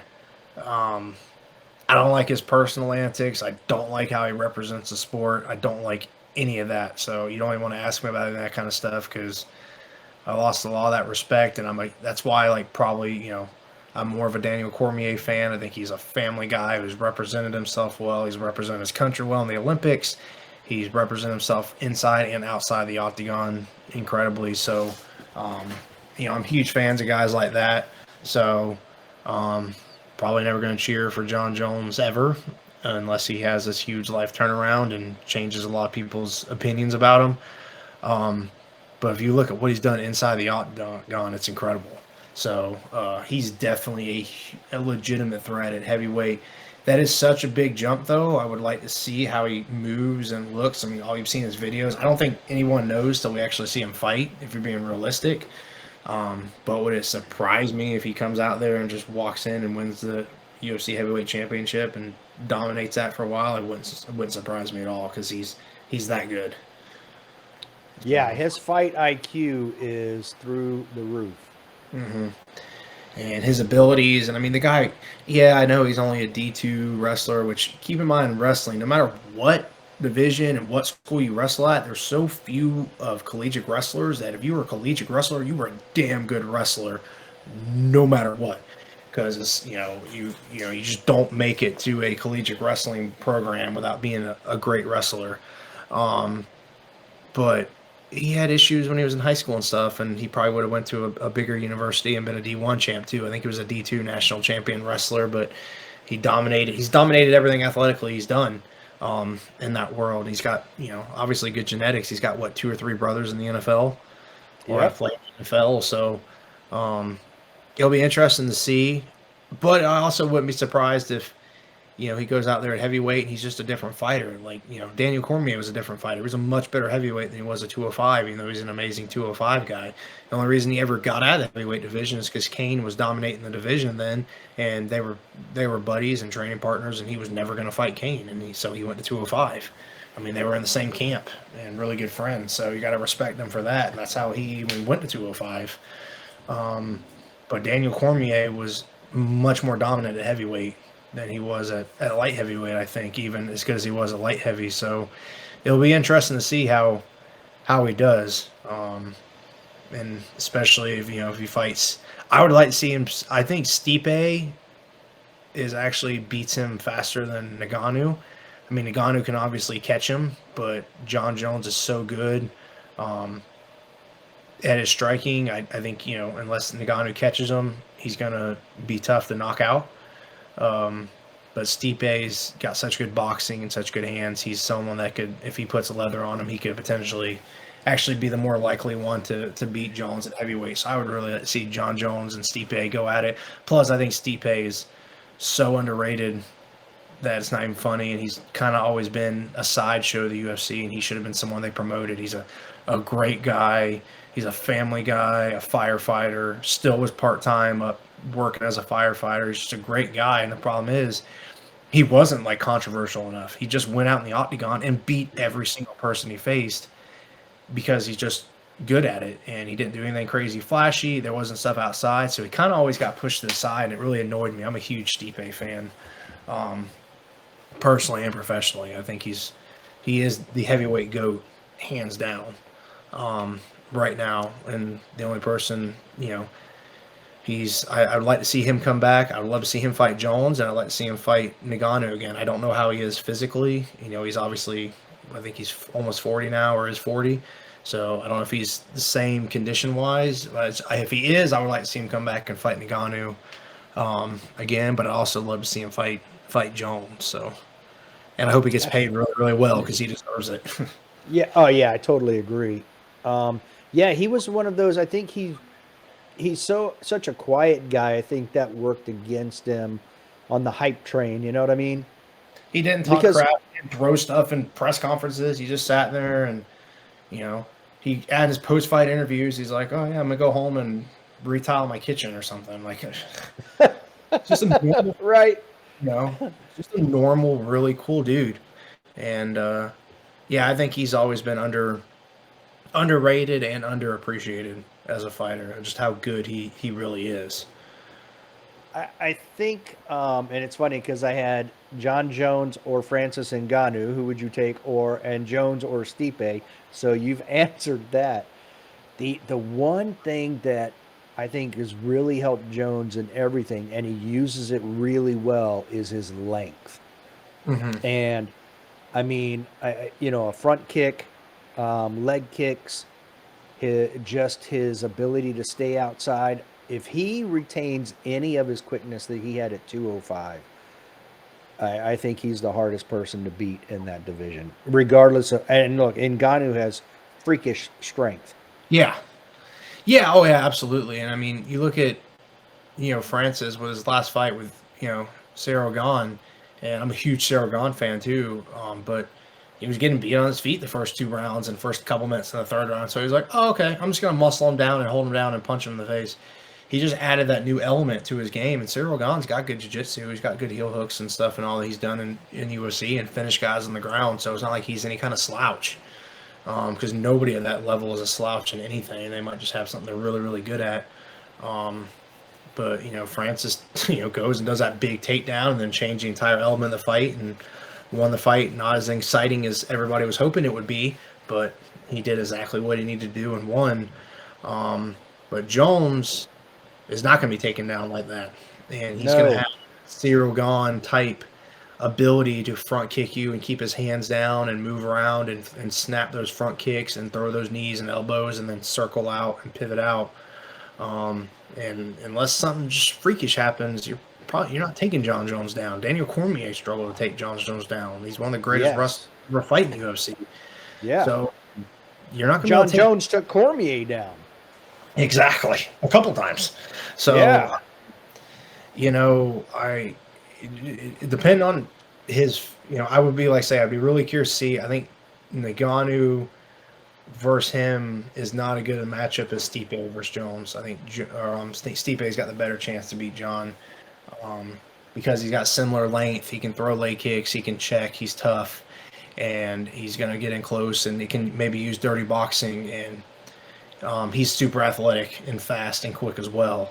So I think Stipe and Jones would be the better matchup as far as seeing who won. But I mean, him and Ngannou would be a great matchup too, because Ngannou can knock out anybody at any time, and he can hit you from all the way across the octagon because he's got this crazy reach. And if he catches you right, he's the same thing. He's going to knock you out, and he's the champ for a reason. So I still think it would be a great fight. I just would really like to see Stipe and Jones for Jones's entry level fight, and Stipe get paid like he should have been getting paid his whole career. So. Yeah, that would be a good fight to watch.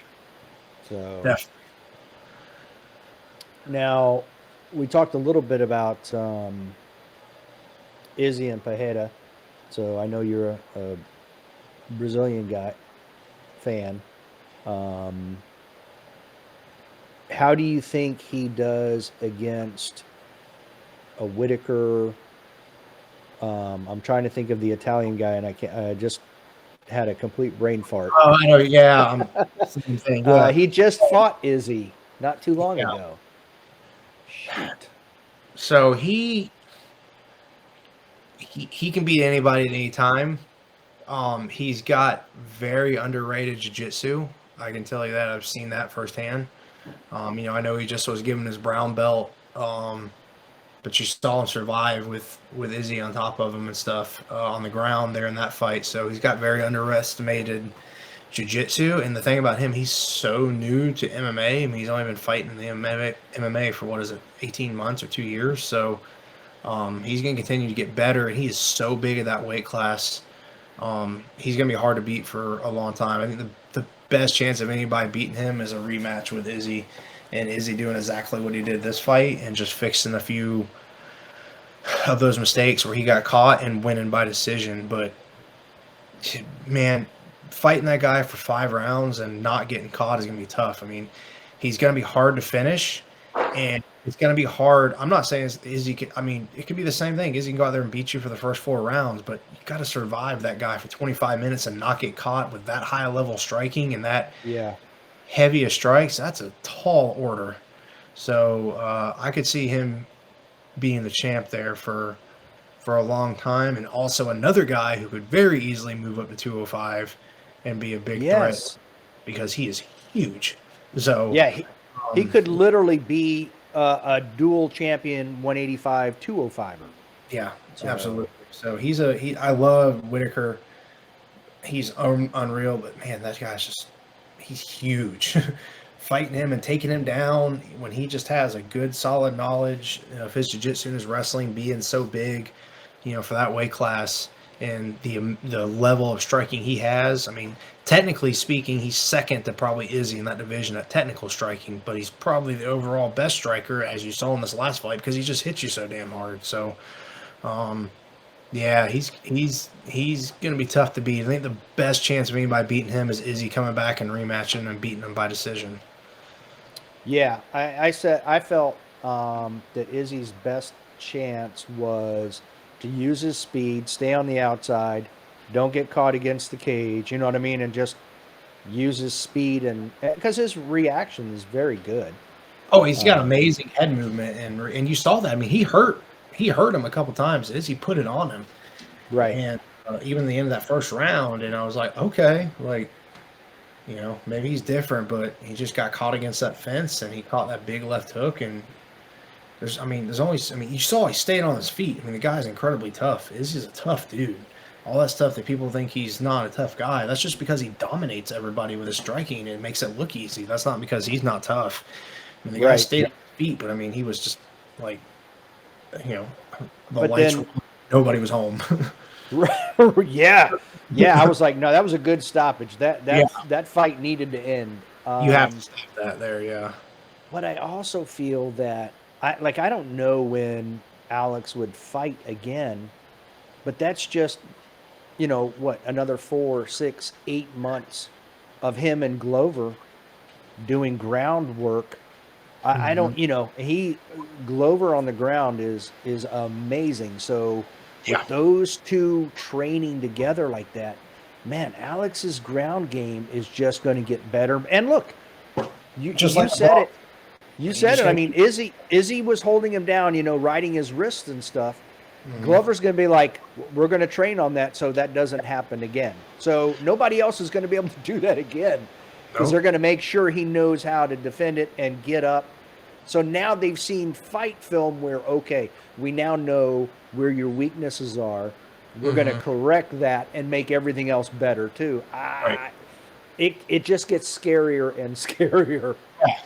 Yep. Yeah. Izzy. Yeah. I mean, there's rumors about him and Chimev or whatever, coming in and fighting in Brazil in February. I know he was calling for that fight, but I don't see that happening because I think Glover and them are going to say, no, we need more time to improve your wrestling, improve your jiu-jitsu, improve your defense because he's going to get tested there. No one's going to stand and bang with him. They're going to test him on his wrestling and his grappling, and you get a Sambo type guy like that right now to me would be his biggest threat. Yeah. If he was to fight him right now. So I would rather see him hold off and improve that portion of his game before he gets back in there with someone like that because and give Glover and his camp time to improve all those things. So absolutely. I mean, Jacare role, and he's like, man, his jiu-jitsu is super underrated. I mean, when we were hanging out the last time he was here, and Jacare was in there with us. He's like, yeah, man. He's like, his jiu-jitsu is good.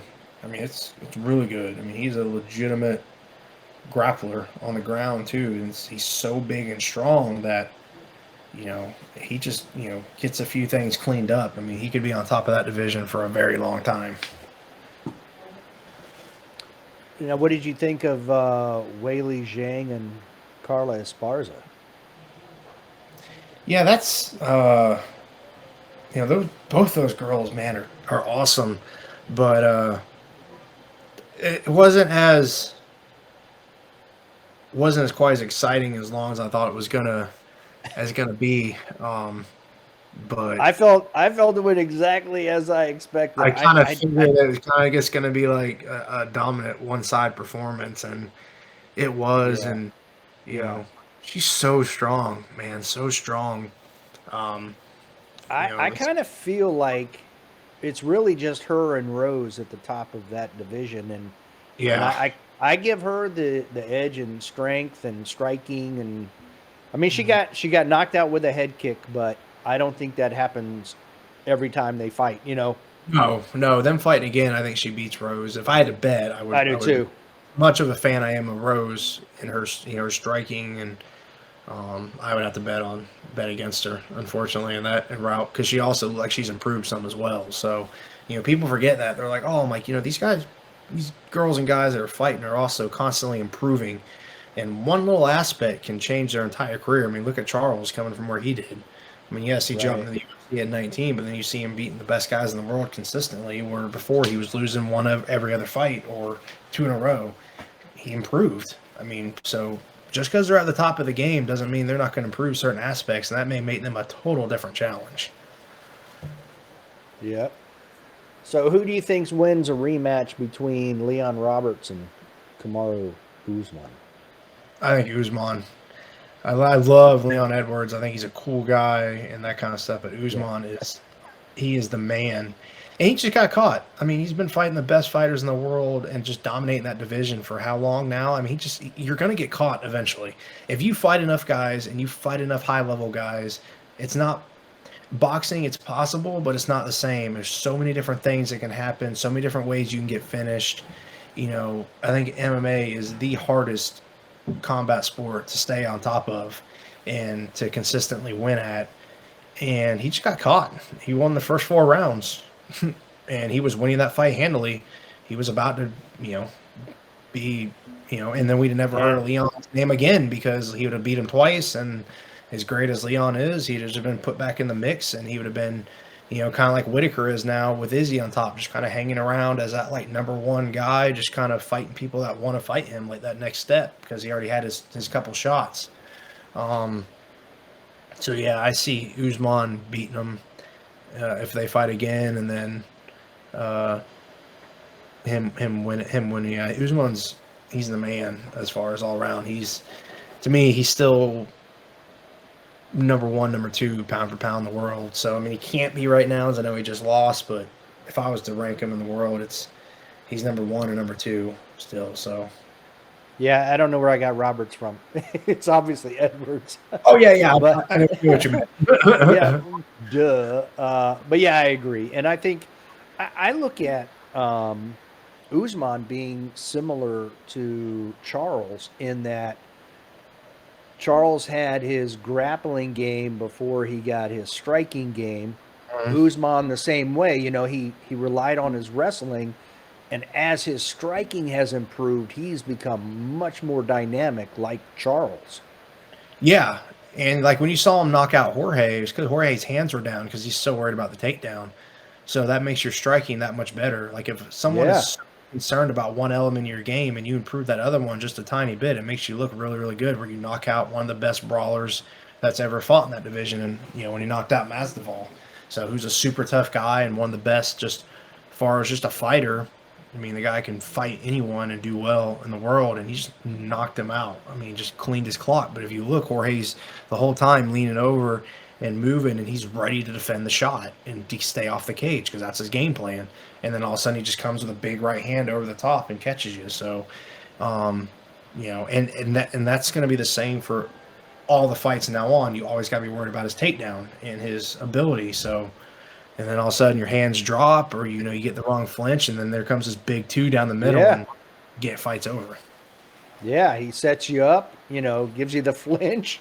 You think he's going to drop levels, and next thing you know, boom, you're knocked out. Boom, and you're knocked out. And if he dumps you on your back, good luck. Ooh, yeah, not a good place to be. So, I had a question. I'm in the boat of Joe Rogan in this one. I've been saying this for a few years now. I feel like the UFC needs to restructure their weight classes. I feel like they need to add a 65, move 70 to 75, add a 95, and then maybe even do something with heavyweight. Maybe do like to steal a division name from boxing, maybe a cruiserweight from 205 to 225, and then heavyweight 225 to 265, maybe even a super heavyweight beyond that. Yeah, I definitely the heavyweight. And that's just not for me because I'm in that realm. It's such a big jump, and you got so many of these guys that are like 235, 240 that are really, really good.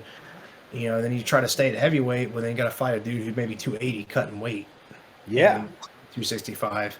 And then it's a rough weight at 205, and your frame just doesn't handle that very well. So I definitely would like to see a cruiserweight of 185 to 200, and he's got a head as big as yours.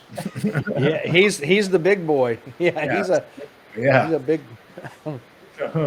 But yeah, I'd love to see. I definitely would do. I'd do 185 to 2, and then 2 to 220, and then 220 to 265. I'd throw a super heavyweight in there too, just because I think it's hilarious to see these big giant monster mountain guys fight each other like they do in Europe.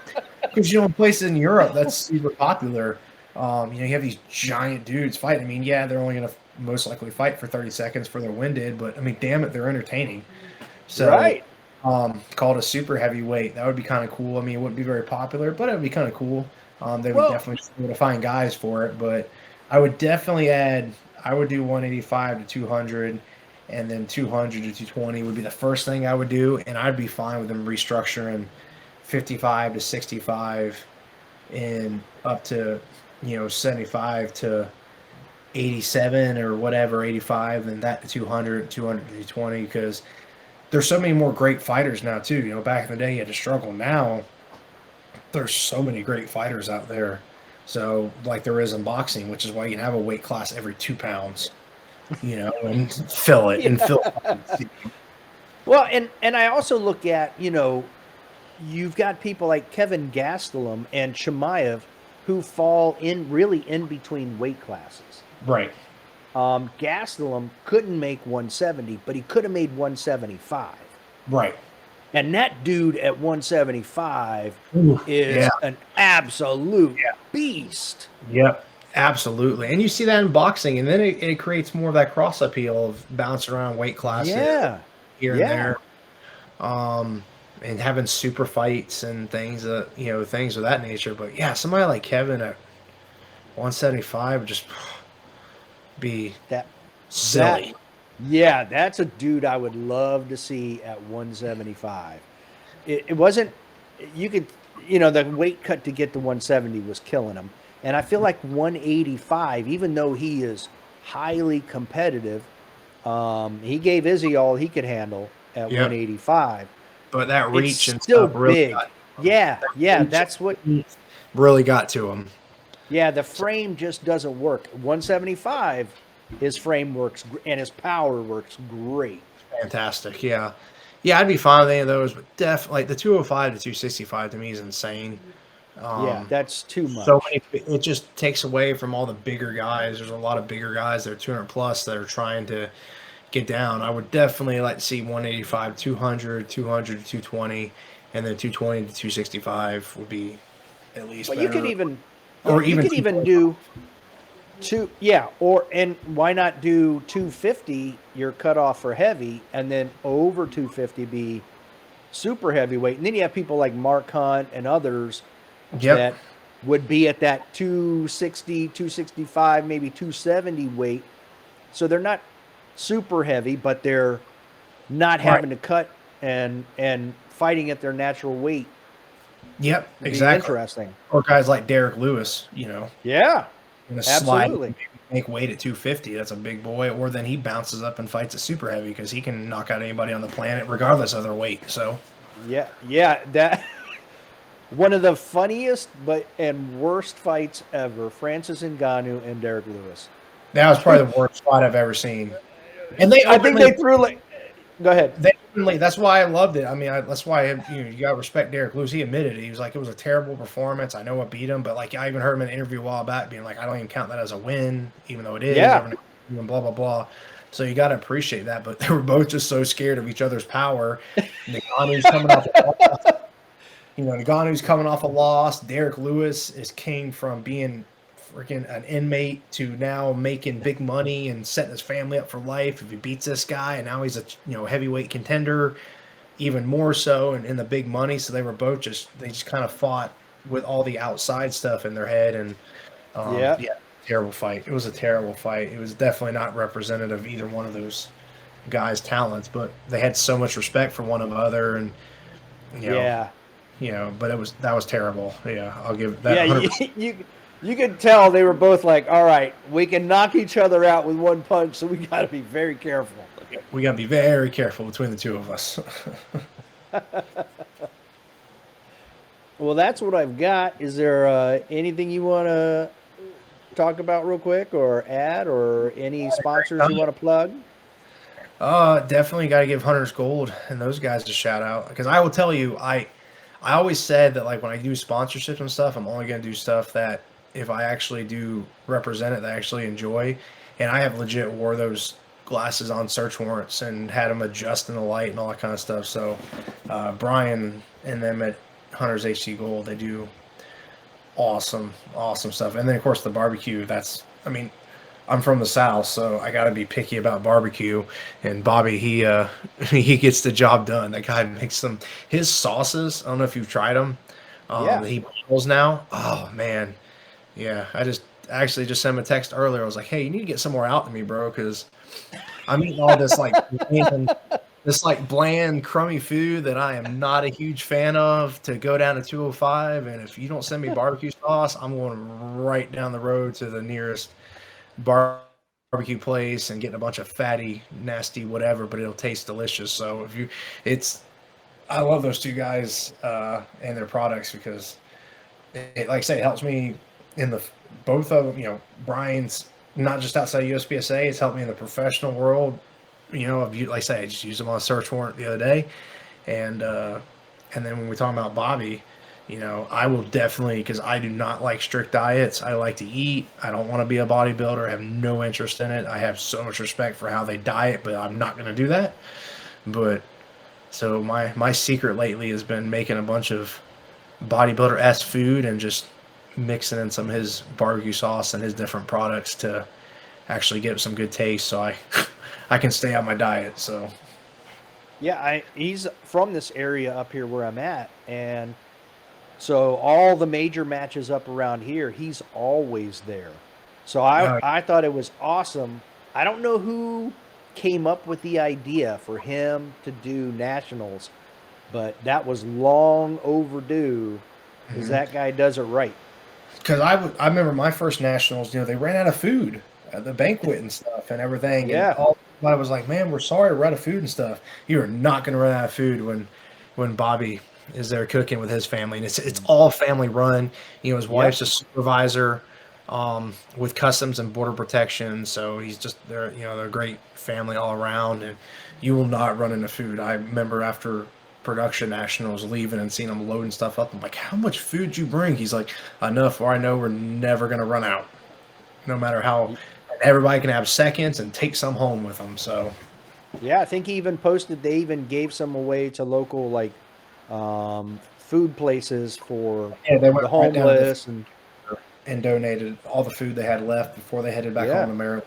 So yeah, that was awesome.